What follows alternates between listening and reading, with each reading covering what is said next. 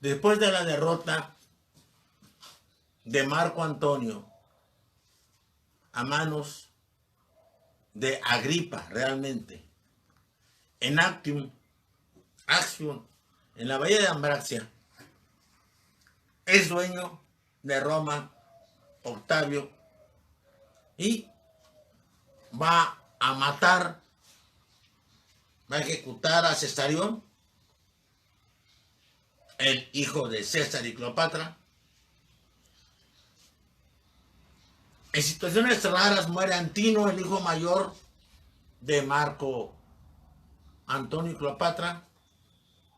Y al parecer los gemelos Ptolomeo Helios y Cleopatra Selene, hijos también de Marco Antonio y Cleopatra, parece que ellos quedan con vida.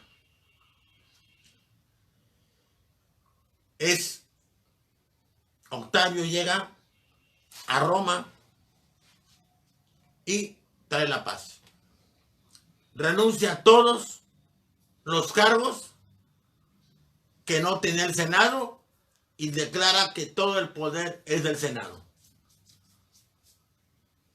Declara que va a dedicarse a la vida privada. Sin embargo, va a ser cónsul perpetuo durante 12 años. Habrá unos asientos para los cónsules en funciones durante las reuniones del Senado. Y si no está Octavio, habrá una silla vacía que él ocupará. Ellos actuarán permanentemente como cónsules, volteando a verlo, porque él está simplemente para asesorarlos, para aconsejarlos, nada más. Ellos tienen todo el poder. Él es un hombre dedicado a su vida personal. Va a ser tribuno vitalicio durante 18 años. Los tribunos de la plebe serán 2, 4, 8, 10. Pero habrá una silla vacía cuando no esté Octavio, pero que será ocupada por él. Solo él tiene veto total. Solo él puede inscribirse y decir si algo está mal, porque será para defender tanto al Senado como a la Asamblea del Pueblo. Cuando muera, Lépido, a quien anda dejado como pontífice máximo, él será el pontífice máximo. Ya era antes miembro de todos los colegios sacerdotales que había y los que hizo. Los multiplicó los lares y penates para fortalecer las costumbres de los antepasados. Reformó el ejército, licenció a unos, les dio tierras, buenas tierras y pensión. Cumplió lo que había prometido desde que supo el contenido del testamento de César. Las 3/4 partes de la inmensa fortuna de su padre adoptivo las entregó a los legionarios. 3 meses de sueldo. 3 meses de sueldo a los veteranos. 3 meses de sueldo a las viudas. 3 meses de sueldo a los lisiados. 3 meses de sueldo a los huérfanos. Y, como faltó, agregó de la inmensa fortuna personal que dejó a él las 3/4 partes. Licenció muchas legiones. Y las que estaban las preparó, las mejoró en sueldos, en vestimenta, en armamento, y mandó a las más confiables y a los militares más confiables a las zonas conflictivas de las fronteras, que eran todas. Y ahí escogió a los mejores comandantes para que estuvieran al frente. Pero, si observaba, creó un CISEN de su época. Si observaba que había inconformidad de los soldados, de los legionarios con el jefe, lo quitaba o lo cambiaba. Pero también, si observaba, si le decían que era demasiado el cariño que le tenían los soldados al jefe, lo quitaba o lo cambiaba. Es decir, había que cuidar dos cosas. La animadversión al jefe era problemática, y cuidado con la excesiva sociabilidad o cariño, porque podía levantarse en armas contra él mismo. Además, como dicen los autores, les dio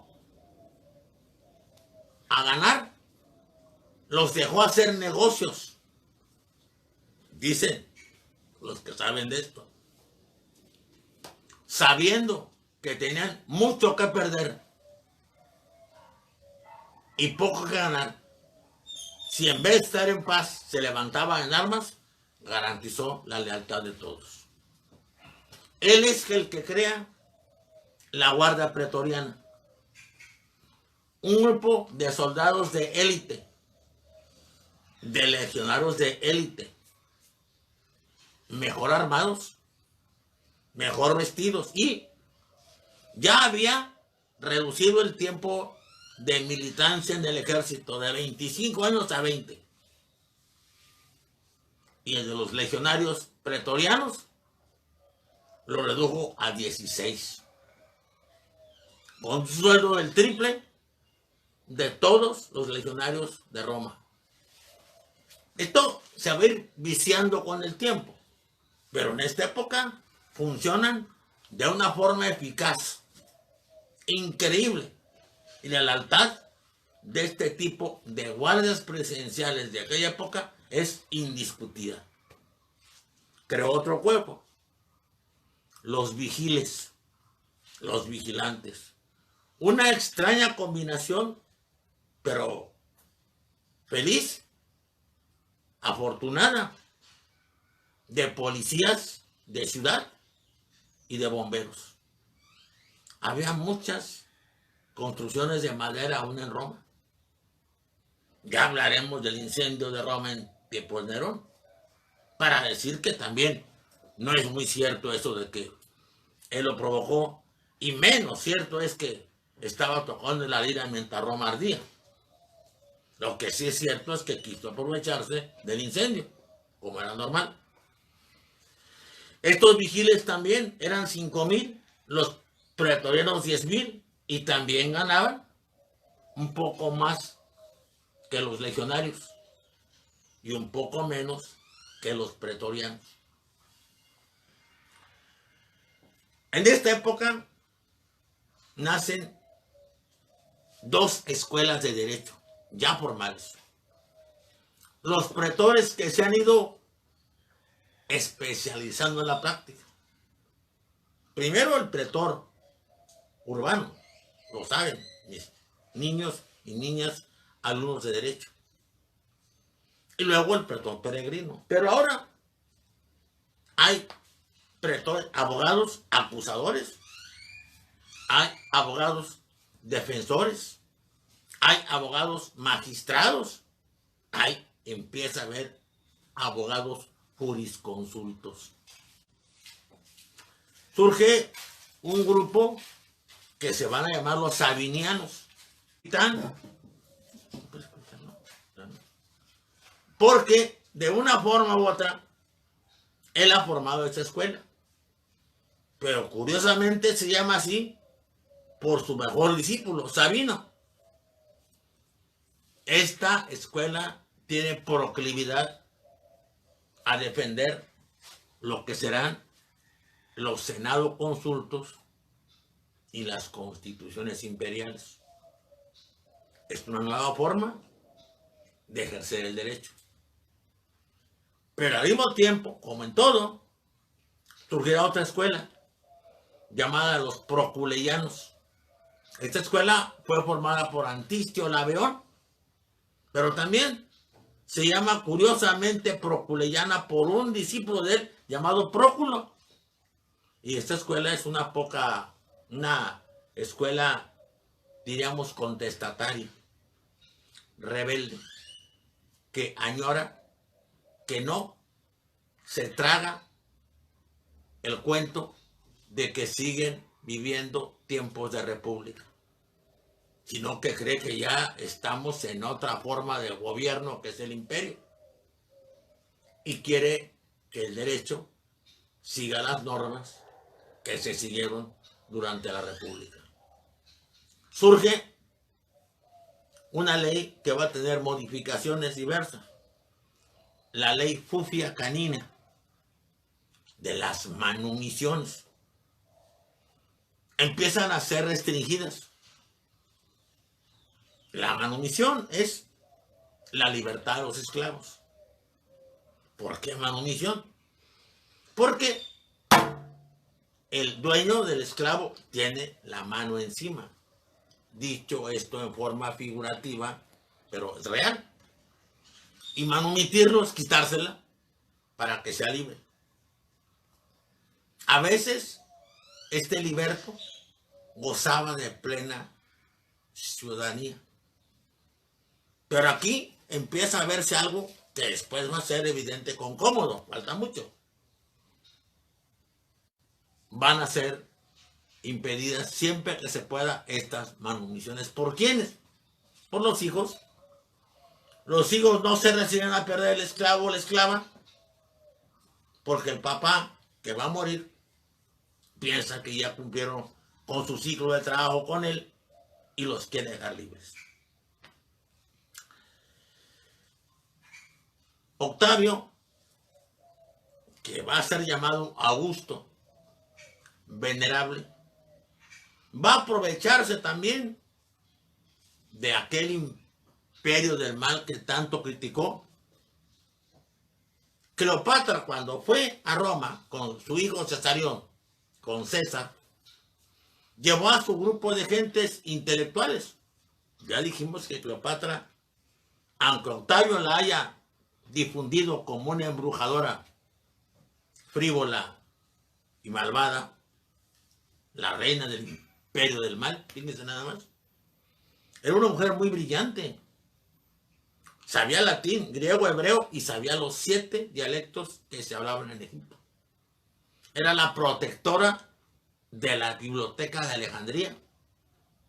Y cuando fue a Roma llevó a sus intelectuales más pregones, entre ellos Sosigonis, que era el astrónomo más competente de esa época.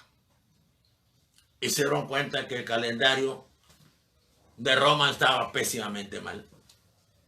Y lo arreglaron. Se llamó Juliano. O sea, el mérito se lo llevó Julio César. Pero el calendario casi se parece al que conocemos. El nuestro es gregoriano. Luego se volvió a modificar. Es por ellos. Por ese imperio del mal. Al que se aprovechó él también. Ya dijimos que al siguiente mes Augusto se le puso Augusto por él.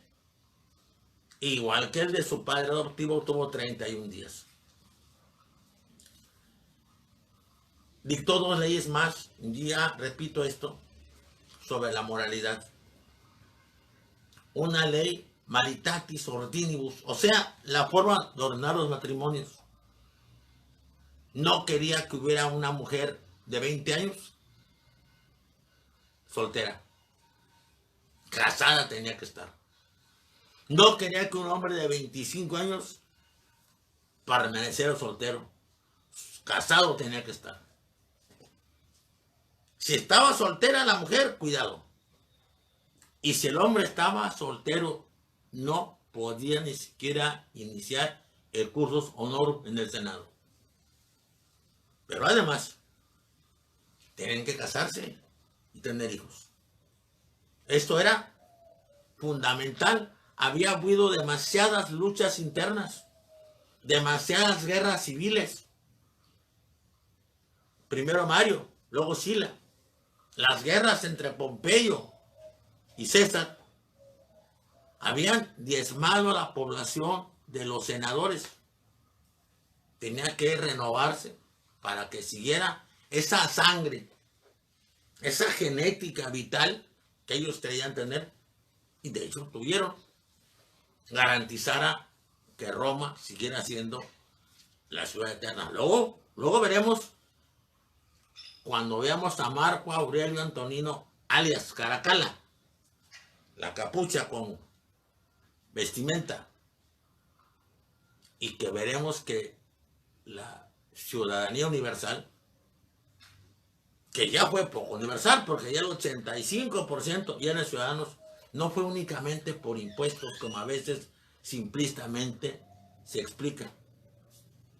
Fue porque había que pasar de la ciudad-estado, que seguía siendo Roma, fíjese, al Estado-nación, al imperio plenamente, y eso implicaba otro concepto. Por eso, Caracalla dicta la ley con el total asesoramiento de Ulpiniano y Papiniano, que fueron tal vez, junto con Triboniano en épocas de Justiniano, los mejores jurisconsultos de Roma en su tiempo. La ley de matrimonios fue seguida por una ley de adulterios. Las gentes cambian. En su época había sido vamos a decir, un hombre de conducta sexual bastante irregular, Octavio. Pero ahora era Augusto, era venerable, y era frugal en su vida, tenía una casa grande, sin lujos. Vivía austeramente él y Livia, 50 años. Y así vivió y así gobernó Roma 44 años. La ley que propuso de adulterio era para garantizar que las costumbres se reformaran. Castigaban al hombre. No podía ni testar, ni hacer testamento si había sido adúltero. No había cursos honorum para nada. Pero en el caso de la mujer era más severa la pena. La mujer podía ser desterrada si era reconocida como adúltera. ¿Por qué esto? No quiero que me acusen mis niñas y mis niños y mis compañeras doctoras de misoginia. Porque el adulterio de la mujer podía acarrear un hijo ilegítimo dentro del matrimonio. Esta ley de adulterio fue terrible para Augusto. Tuvo que aplicársela a su hija, Julia, su única hija, a su nieta, Julia la menor, y a su otro nieto adoptado como hijo, Agripa Póstumo. A lo que se refería constantemente, con tristeza, como sus 3 cánceres y sus 3 tumores. Tuvo una gran desolación, Augusto, al fin de su reinado casi. La costumbre de tener hijos de vasallos educados en Roma servía para el control político. Pero uno de ellos, Arminio, un querusco, que se formó en Roma y que fue como segundo de a bordo de Publio Quintilio Varro a Germania, aprovechó los conocimientos adquiridos en Roma para armar una emboscada feroz, terrible, que hizo que Roma perdiera 3 legiones. 3 legiones que dolieron terriblemente y que interrumpieron abruptamente los años de Pax Augusta. Dicen que se dejó la barba, dicen que lloraba, dicen que clamaba y que decía: Varo, Varo, Varo, devuélveme mis legiones. Habría que, antes de concluir con Augusto, y los invito a la próxima plática, hablar del siglo de Augusto. Vamos a hablar de Cicerón, vamos a hablar de Tito Livio, vamos a hablar de Publio Virgilio Marón, vamos a hablar de Horacio, vamos a hablar de un autor encantador y peligroso, Publio Virgilio Nasón, el de, fíjense nada más que obras, Las Heroídas, El arte de amar, que no tiene nada que ver con el Efrón, un manual práctico del adulterio, y 2 obras, Las Pónticas y Las Tristes, con las que quiso que lo perdonara el emperador, que nunca lo perdonó. Augusto fue un gran emperador, aunque nunca quiso que se le llamara tal, y selló una forma de gobierno que hizo parecer que iba a ser eterno, pero que sin embargo duró mucho tiempo. Tuvo tiempo, 44 años de gobierno. En general, excelente. Vamos a seguir con el siglo de Augusto en lo intelectual, el brillo de Roma, de la gran Roma. Vamos a iniciarnos con el gobierno de ese hijastro extraño, en algunos puntos excelente, en otros terriblemente negativo, que se llamó Tiberio. Gracias a todos, cuídense mucho. Dios los bendiga.